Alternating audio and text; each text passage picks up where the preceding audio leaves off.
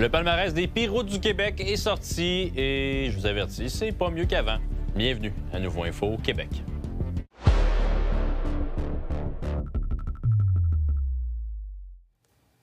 Bonsoir tout le monde, bon mardi. Le palmarès annuel des pires routes du Québec a paru aujourd'hui et encore une fois, nos régions font bonne ou piètre figure, c'est selon. Le manque d'entretien reste important autant pour le réseau municipal que provincial et les automobilistes ont été très nombreux à le dénoncer. Voici un reportage de mes collègues Caroline Dumont et Félix-Antoine Audet.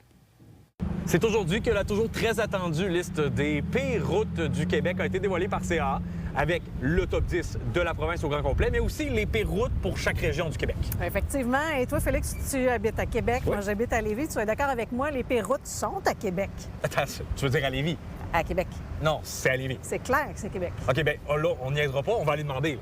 Là, Simon, règle le dossier pour nous. Peux-tu dire à Caro que les routes de Lévis, elles sont pires que celles de Québec? J'aimerais ça te dire ça, Félix, mais c'est pas nécessairement le cas. Québec est pas meilleur que Lévis, Lévis est pas meilleur que Québec. Je pense que l'état de dégradation des infrastructures routières partout au Québec, c'est un problème. C'est 1-1 encore, Québec-Lévis.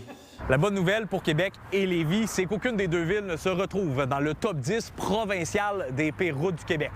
À Québec, cependant, il y a quand même des problèmes, à commencer par la pire route selon CA, le boulevard Saint-Claude.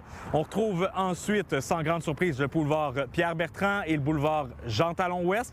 Et finalement, une petite nouveauté cette année, la rue de l'Aéroport à Québec. Parmi les pires routes de la province, on retrouve quand même une route de Chaudière-Appalaches, la 132, dans le secteur de Sainte-Croix-de-Lobinière. Mais pour Lévis particulièrement, les routes qui sont à noter et qui seront à surveiller sont la route des Rivières dans le secteur Saint-Nicolas, le boulevard Guillaume-Couture à Lévis, le chemin Terrebonne dans le secteur Saint-Jean-Chrysostome et le chemin des Îles à Lévis. C'est pas le genre de palmarès qu'on recherche, mais comme vous le savez, on a quadruplé nos investissements dans le pavage cette année.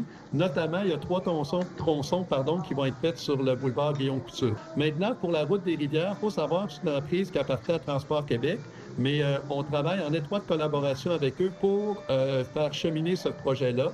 Et la volonté, c'est non seulement d'améliorer l'état de la route, mais c'est de le bonifier de façon significative. D'année en année, c'est pas très difficile d'avoir des candidatures, justement, sur les routes du Québec. Les gens sont encore nombreux à participer au palmarès. Oui, particulièrement cette année. Je vous dirais, il y a comme une seconde vie à la campagne des pires routes pour la 11e année. On a eu le double du nombre de votes par rapport à l'an dernier, puis c'est un sommet depuis 2022. Donc, le fait qu'on parle de nid de poule, d'état des infrastructures routières depuis tôt cette année, moi, on m'appelle sur les nids de poule depuis janvier. D'habitude, ça commence plus au mois de mars. Donc, on sent qu'il y a un ras-le-bol collectif. Les nids de poules, les crevaisons, tout semble en hausse cette année. Est-ce qu'il y a une explication? C'est dur à dire. Honnêtement, on n'a pas d'explication scientifique pour ça. Nous, ce qu'on remarque, par contre, c'est qu'on a fait beaucoup plus de services, donc de notre service d'assistance routière pour des crevaisons, particulièrement sur l'île de Montréal, dans la grande région de Montréal, mais de manière provinciale, c'est une augmentation quand même de 11 %. C'est significatif, là. Moi, je continue à dire, Caroline, que les pires routes du Québec sont à Lévis. Non, peut-être, mais je trouve que vous donnez pas votre place à Québec pour les nids de poule non plus. Ben, t'auras ton opinion, mais mauvaise. À Québec, Félix-Antoine Audet. Et Caroline Dumont, pour Nouveau Info. C'est pas demain la veille que Dave Picturmel va revenir au Québec par voie d'extradition. C'est un jugement qui va lui permettre de rester en Italie pour le moment avant qu'un juge ne se prononce sur le fond. Pour en parler, notre collaborateur et enquêteur retraité à la Sûreté du Québec, Pierre Sanson. Bonsoir, Pierre. Bonsoir, Jean-Simon. Bon, qu'est-ce qui fait qu'on retarde cette procédure d'extradition qui avait pourtant été confirmée? Rappelons-nous, janvier dernier, il avait été confirmé qu'il devait être extradé. Il avait 15 jours pour contester l'extradition et ça se fait régulièrement en Italie. Ils sont assez procédurales et sont lents, les tribunaux là-bas. Alors, il y a un jugement de la Cour d'appel qui a été prononcé le 5 mai dernier et pour qu'il ait droit à une nouvelle procédure pour contester son extradition. Ça fait son affaire à Dave Turmel, corrige-moi si je me trompe, là, mais présentement, en Italie, ça va plutôt bien pour lui derrière les barreaux. Selon certaines informations que j'ai eues, des informations fiables, il fait du bon temps là-bas. Même si la prison à Regina de Coeli, qui appelle à Rome, est une prison qui est reconnue là, pour avoir des narcotrafiquants qui sont dans des narcomeurtriers qui sont là. C'est très dur, mais lui, il serait, qu'on me dit, comme un peu dans un club med. Et ça serait fait une bonne petite gang avec lui, puis il serait capable de communiquer ici au Québec par cellulaire, qui est capable de s'approprier là-bas. Donc, il pourrait poursuivre ses activités criminelles, c'est ce qu'on peut penser? Assurément qu'il poursuit ses activités. C'est plus difficile. Il commence à manquer un petit peu d'argent. Les frais d'avocat coûte quand même assez cher, mais il gagne du temps parce qu'il ne veut pas revenir ici. Et durant ce temps-là, bien, les procédures là-bas, il semblerait que les avocats italiens, ces avocats, plaident que sa sécurité ici pourrait être mise assez en danger, alors que pourtant, je crois qu'il est peut-être plus en danger là-bas. Ah oui, comment ça? Parce qu'on sait que ça brasse présentement à Québec dans les prisons. Là, présentement, avec notamment la scission entre BFM, North Savage Gang, il y a des gens qui veulent la peau de Dave Turmel. Mais en Italie aussi, il sera en danger? Bien, il faut savoir que les juges là-bas doivent analyser pour l'extradition la qualité de la preuve, la gravité des accusations et aussi sa sécurité. Ici, sa sécurité, les autorités carcérales savent très bien qu'ils ne mettront pas Dave Turmel dans une aile où des membres des Hells Angels seraient là ou des membres de sa gang. Il serait vraiment très bien protégé. Par contre, là-bas, il faut savoir que les Hells Angels, ils ont 5 chapitres en Italie, dont un à Rome. Alors, c'est assez facile pour eux. Ils ont des ramifications, ils ont le bras long, ils ont de l'argent. Alors, de donner un contrat à la prison là-bas à quelqu'un qui est prévenu ou qui est détenu pour un narco-meurtre qui a pu faire là-bas ou des crimes violents, alors de prendre un contrat pour Dave Turmel, je pense qu'il serait plus en sécurité ici au Québec que là-bas. À suivre, il fait un mauvais choix. Oui, tu penses que c'est un mauvais choix? Un choix coûteux. Il gagne du temps. Là-bas, il n'y a pas d'arrêt Jordan. Il peut y tirer ça des mois, voire peut-être des années. Mais un jour ou l'autre, il va devoir faire face à la justice québécoise. Merci beaucoup, Pierre. Au plaisir. On s'en reparle. Le service de police de la Ville de Québec a dévoilé une nouvelle œuvre commémorative devant son quartier général. La sculpture de bronze est intitulée « La symétrie du temps » et elle a pris place à côté du monument en honneur des policiers morts en service. L'œuvre a été conçue par l'artiste Parise Martin. Cette dernière est cependant morte avant de compléter le projet. C'est sa sœur qui a pris le relais après sa mort pour achever le travail. Pour moi, c'est un honneur parce qu'elle m'a fait confiance.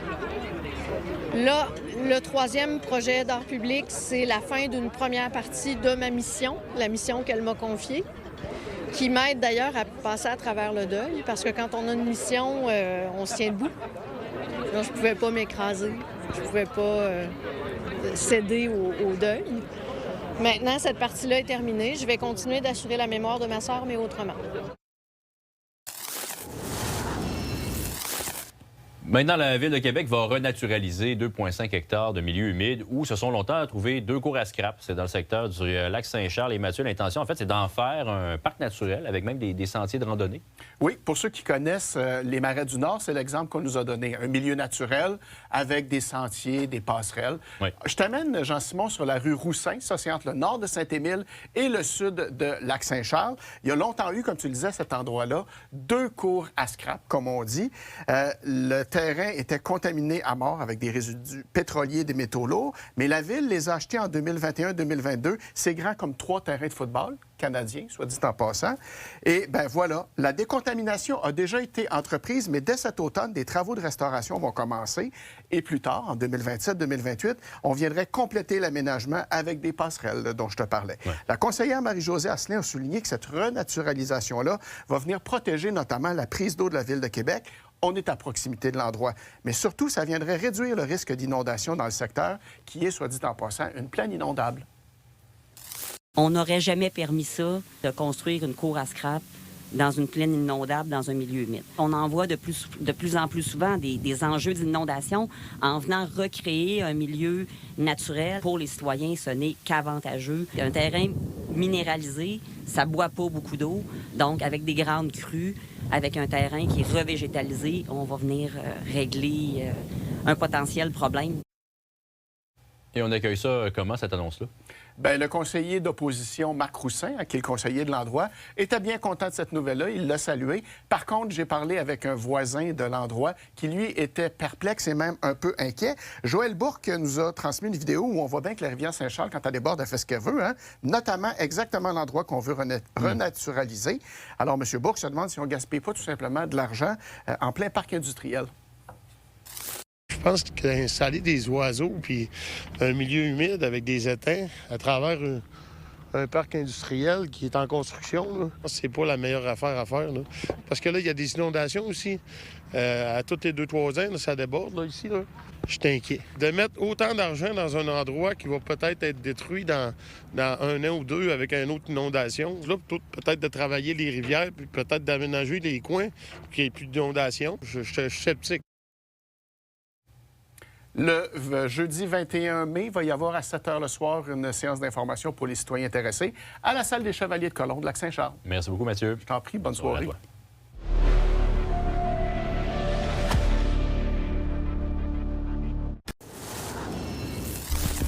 La PDG de Manufacturier et Exportateur du Québec, Julie White, devrait représenter la bannière libérale dans la circonscription de Jean Talon à Québec aux prochaines élections provinciales. L'annonce officielle est prévue pour la semaine prochaine, selon ce qu'a pu confirmer Nouveau Info. Et selon plusieurs médias, elle aurait annoncé sa démission à son employeur et elle devrait quitter ses fonctions le 15 mai. Aux dernières élections générales, Mme White avait terminé 4e dans Jean Talon à près de 6 500 voix de la gagnante Joëlle Boutin. Depuis 2023, Jean Talon est représenté par le Parti québécois et Pascal Paradis qui a été élu à la suite d'une élection partielle. Aujourd'hui, c'était le dévoilement de la programmation des festivités de la Fête nationale du Québec. Sur place, notre collègue Seb Lauzon qui a assisté au dévoilement de la programmation. Seb, à quoi on peut s'attendre? Et Jean-Simon, ça vient tout juste de se terminer. On a eu la chance aussi d'avoir la présence de la toute nouvelle première ministre du Québec, Mme Christine Fréchette. Il y a le ministre Lacombe qui était là également. Et on nous a donné un peu plus de détails de ce qui concernerait la Fête nationale, la thématique cette année qui porte autour de Guy Lafleur, qui aurait eu 75 ans cette année. Et celui qui a été nommé porte-parole, bien, vous le reconnaissez, c'est Pierre-Luc Funk. Ça représente quoi pour toi d'être le visage pour les prochaines semaines de la Fête nationale en 2026? Bien, pour elle, c'est quand même c'est un immense honneur d'être le porte-parole de la Fête nationale. Puis je le vois vraiment juste comme un porte-voix de ce que ça me fait à moi, la Fête nationale, ce que ça me fait ressentir, la fierté d'être québécois, la fierté d'être nous, notre fierté d'exister malgré le fait qu'on doit toujours un peu se battre pour se protéger. C'est un peu ça. Fait que j'essaie juste de contaminer les autres à ce que moi je ressens par rapport à la Fête nationale. D'ailleurs, tu as fait une belle allusion, une analogie à la flamme puis la lumière dans ton allocution tout à l'heure. C'est une pratique parce que tu sais que lors de ce spectacle-là, ton rôle te demande de faire le fameux discours patriotique. As-tu déjà commencé à réfléchir à ça et à quoi ça va ressembler? Non, je vais vraiment y aller à l'instinct puis improviser sur le moment. Non, pas du tout. Non, je suis vraiment en train de préparer ça. Tu sais, je veux dire, on dit qu'on attend 70 000 personnes. Je veux dire, il n'y a pas de plus gros événement que la Fête nationale sur les plaines. Fait que, ouais, je vais être prêt. Puis j'espère que ce que je vais écrire va faire réagir les foules comme il se doit. Ça va être mon but. On n'en attend pas moins, mais on est très en confiance avec toi. Merci Pierre-Luc, bonne fête nationale. Pour vous résumer un peu à quoi ça va ressembler, étant donné que l'année passée, ça ressemblait un peu à ça soudainement. On a dû annuler après la générale. Donc, ce qu'on a décidé de faire, entre autres pour les artistes, c'est de réinviter certains des artistes qui étaient programmés l'an passé. Alors, il y a À la Claire Ensemble qui va ouvrir cette soirée-là, Claude Dubois qui sera là également. On a invité Sarah May qui sera, Marie-Mé s'ajoute également. On a aussi des artistes tels que Dan Boucher là, qui est en prestation. Donc, évidemment, c'est une programmation qui est très complète pour ce grand spectacle qui est toujours un incontournable. On va souhaiter cette année qu'il fasse beau, là, on va se le dire, parce que là, à un moment donné, là, il faut que ça se passe pour vrai. Puis, pour ce qui est de tout ce qui est le reste du Québec, mais ce sera dévoilé au cours des prochains jours. La Fête nationale, bien sûr, qui se passe le 23 juin ici à Québec, à Montréal le 24, mais un peu partout aussi au Québec. Alors, une belle programmation à venir. Puis, 192e édition. Porte-parole Pierre-Luc Funk, ne manquez pas son discours patriotique.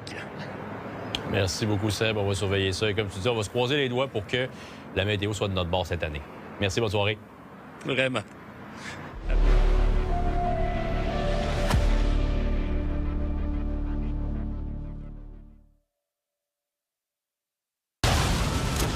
Le monde est en crise. Les guerres et les conflits se multiplient. Le champ des règles est un champ de ruines. Pour nous protéger, est-ce que le Canada doit développer l'arme nucléaire?